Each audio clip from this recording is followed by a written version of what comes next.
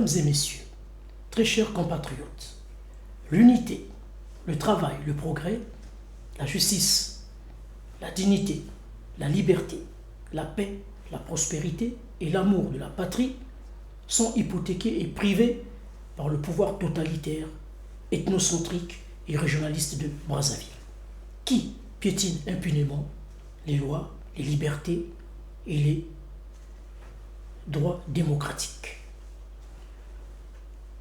Le coup d'État s'inscrit dans l'histoire du Congo comme seul moyen d'accéder au pouvoir, annihilant tout espoir d'une vie démocratique véritable.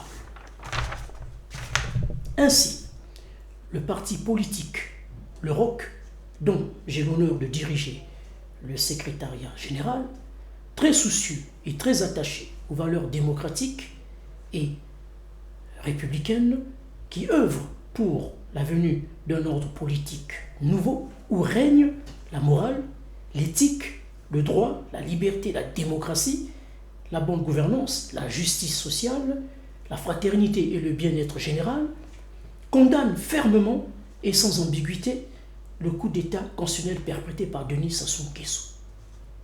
En violant la Constitution du 20 janvier 2002, Denis Sassou Nguesso insultait la République et le peuple congolais.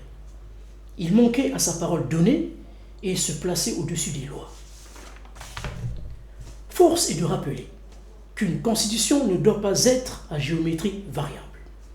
Ce folklore constitutionnel, ridicule et néfaste à la stabilité et la paix du Congo, doit cesser.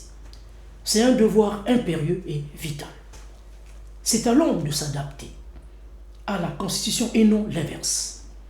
Par ailleurs, une constitution ne doit pas être l'émanation de la volonté ou de l'intérêt d'un homme ou d'un groupe d'individus pour se maintenir au pouvoir. Nul n'a le droit d'abolir une constitution à sa guise, si ce n'est le peuple lui-même. Ainsi, en violant sans scrupule la loi fondamentale et les principes républicains et en annonçant la tenue prochaine d'un référendum constitutionnel contre toute légalité constitutionnelle, Denis Sassou Nguesso avait franchi la ligne rouge.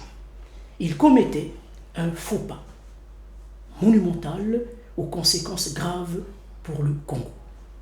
Mesdames et messieurs, très chers compatriotes, le Congo était dangereusement à la croisée des chemins.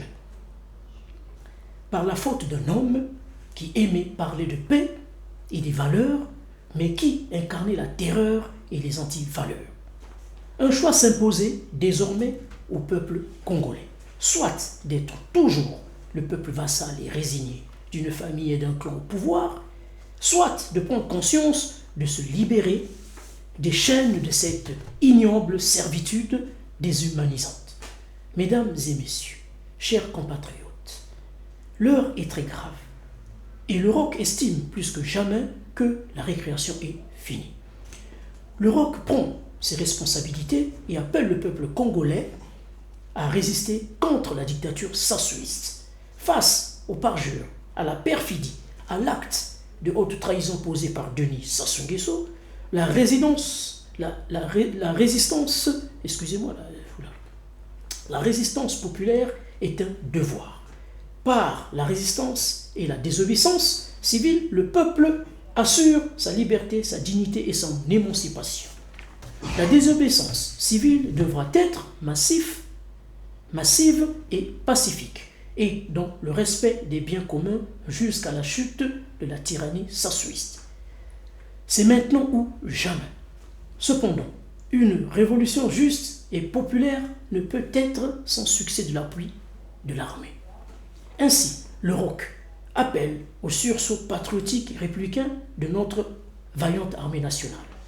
Nous demandons aux braves forces de défense et de sécurité nationale congolaises de se rallier au peuple congolais opprimé, afin de chasser le sinistre dictateur. Car l'armée fait partie du peuple et doit assurer la défense de la nation, et non de celle de la dictature. Il faut réagir face à ce grand fléau national qu'est le sassouisme. La révolte est un humble engagement Un peuple qui ne se révolte pas meurt. Et le temps du changement et du redressement national est arrivé. On ne peut plus continuer à assister à la mise en péril du Congo à la manière du cardinal Richelieu qui assistait au siège de La Rochelle au XVIIIe siècle.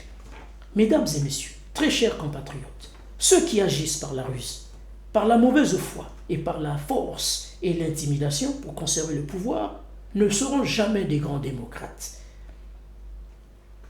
et ne seront jamais aussi des garants de la démocratie.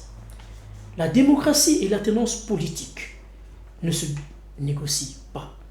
Elles doivent s'imposer. Vive le Congo, que Dieu garde le Congo.